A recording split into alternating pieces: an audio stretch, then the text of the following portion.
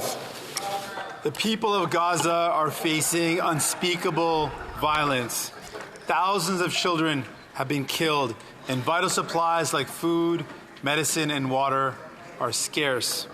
Today, the NDP is calling on the government to do everything in its power to stop the violence and release the hostages.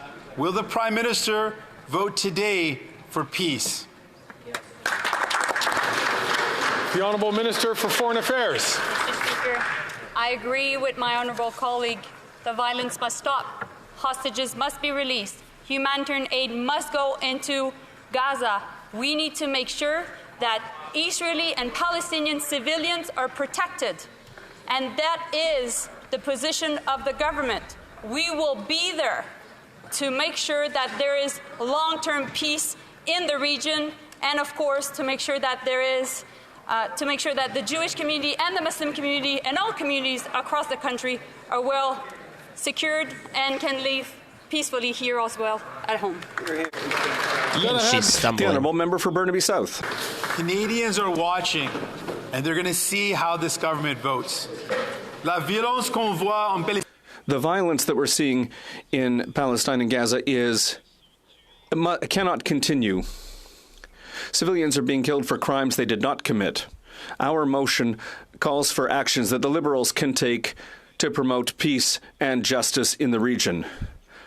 Will the Prime Minister vote for peace, yes or no?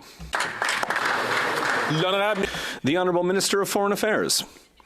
Thank you, Mr. Speaker. Our position is clear. The hostages must be released. Humanitarian aid, more humanitarian aid must get into Gaza, and we need to make sure that there is peace and stability in the region.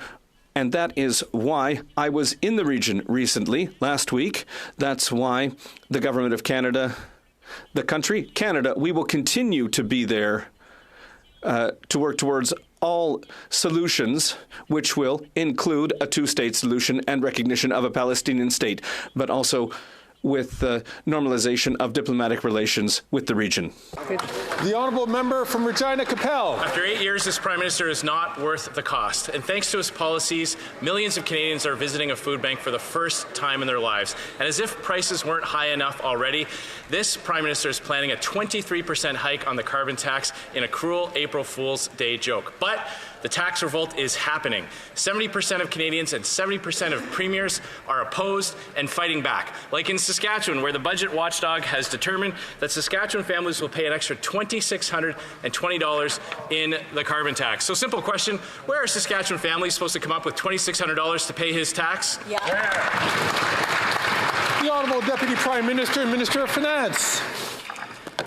Mr. Speaker, I have a lot of respect for the former Conservative leader, and he is a proud MP from the province of Saskatchewan, a province that is proud of its Ukrainian Canadian population. Now, last week, the current Conservative leader said in a radio interview, he implied strongly he would cut all economic aid for Ukraine. This is a chance for the MP from Saskatchewan to say, does he support that shameful position? Yes or no? Yes or no? Yes.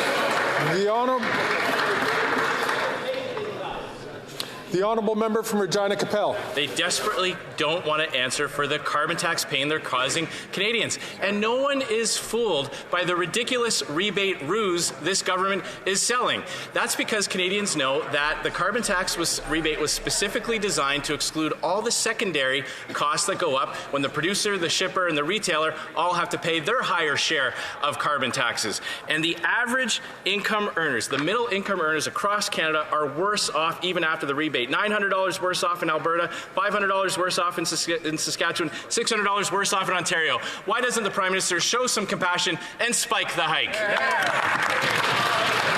The Honourable Deputy Prime Minister and Minister of Finance. Oh my God. Mr. Speaker, I'm glad to hear the member opposite talk about the rebate, because that is what it is.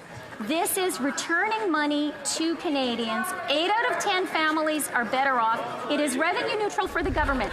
But I noticed that this Saskatchewan MP, a member of Parliament element many of us on this side of the House really respect, someone who is proud to represent the people of Saskatchewan. I'd like to hear him say, does he support his leader's shameful position on Ukraine? Yes or no? The people of Saskatchewan deserve to know.